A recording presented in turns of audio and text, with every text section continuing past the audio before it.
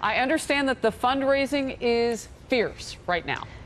It is fierce. We've seen a 500% increase in our fundraising at the end of this month as tensions have been boiling over in Washington and voters have started to pay attention, and Republicans are saying, we want to see results in Washington. We don't want this dysfunction and this chaos and the resist and the obstruct that the Democrats are putting forward. We like what Republicans are getting done, 3.7% unemployment, the lowest since we put a man on the moon.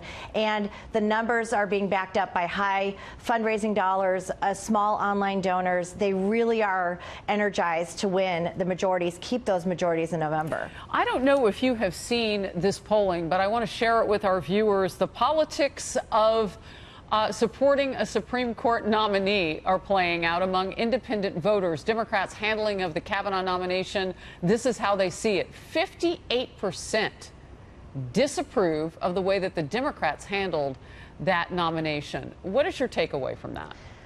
Well, I'm not surprised. I mean, look at Dianne Feinstein, who received the Dr. Ford letter and held it in her back pocket, didn't take it to her colleague, Chairman Grassley, and say, let's conduct a private investigation.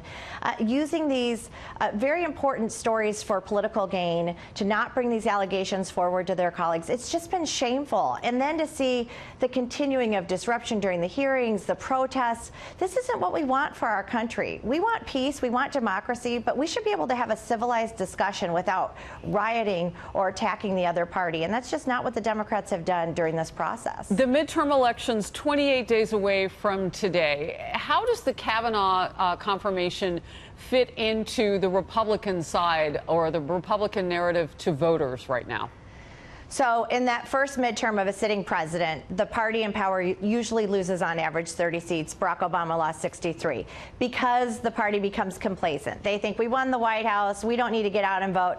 Kavanaugh, these hearings have woken up our voters. They now recognize what's at stake. They are seeing two very clear choices. Republicans who are delivering results for the American people, jobs, higher wages, an economy that's moving, 3.7% unemployment, and Democrats who are running on resist, obstruct, let's bring more dysfunction to Washington, more investigations. It's very, very clear. And Republicans and independents are saying, we don't like what the Democrats are offering right now, and they're getting more energized. And I think that's good news for us going into these midterms. I want to segue now to the exit by Ambassador Nikki Haley. And I'm reading, I know the Independent is reporting this, others are saying it too, that Democrats had better watch out because this is another point that they may misread in terms of her departure. How do you see it?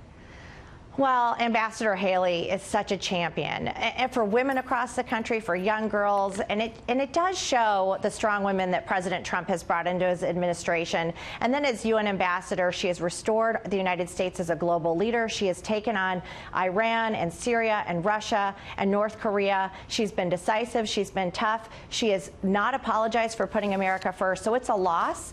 But I know the president will be putting somebody great in her place, and I'm sure she's going to be sticking around to help that person anytime they need to. Well, I didn't miss it first from John Roberts reporting about Menendez not even mentioning that place of a woman at the top. And then Brad Sherman on my show, the congressman earlier, didn't make that point to the party of women. Last word from you.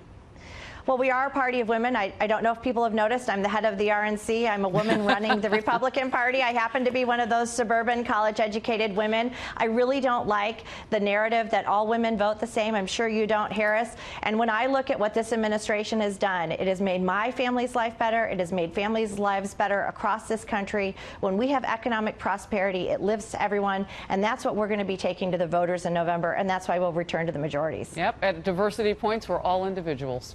Thank you. Ronna McDaniel, great to have you. Thank you.